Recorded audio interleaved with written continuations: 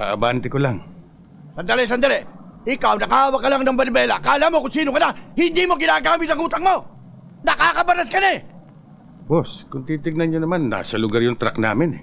Yes, we are on the right track. Ang ibig mo sabihin, kami pa mali. Ha? Oo.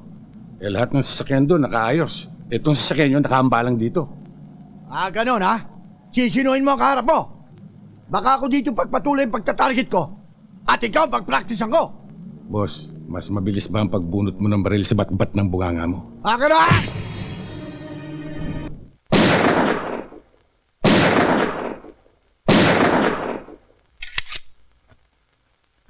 Ang galing mo talaga, boss.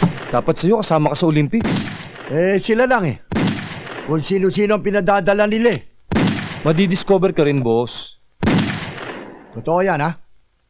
Ayun na.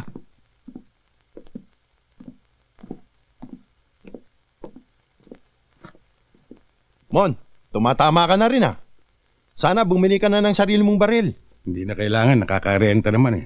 Tsaka mahal eh. Sa bagay. Sa inyo ba ito? Hindi po. Sige, sige.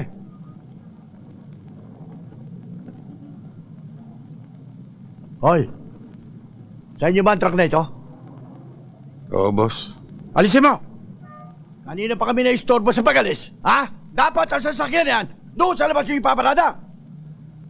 Boss, abante ko lang. Sandali, sandali. Ikaw, nakahawak ka lang ng manibela. Kala mo kung sino ka na, hindi mo ginagamit ang utang mo. Nakakabaras ka na eh. Boss, kung titignan nyo naman, nasa lugar yung truck namin eh. Yes, we are on the right track. Ang ibig mo sabihin, kami pa mali. Ha? Oo. Lahat ng sasakyan doon nakaayos. Itong sasakyan nyo nakaambalang dito. Ganon ha? Sisinuhin mo ang kaharap mo. Baka ako dito pagpatuloy ang pagtatarget ko. At ikaw pagpraktisan ko. Boss, mas mabilis ba ang pagbunot mo ng baril sa bat-bat ng bunganga mo? Ganon ha?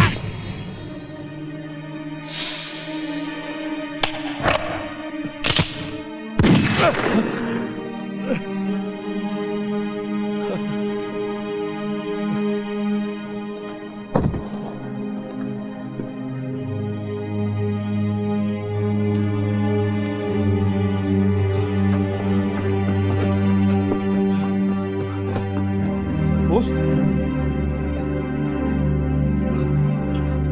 Tara! Mon, kilala ba yung nakabangga mo? Ba't sino ba yun? Big time yan. Yan si Frankie, leader ng Bonnet Gang. Oy, umalis na tayo at baka madisgrasya pa tayo. Mon, let's move. Let's out of this place. Boss, pang-Olympics pa naman tayo.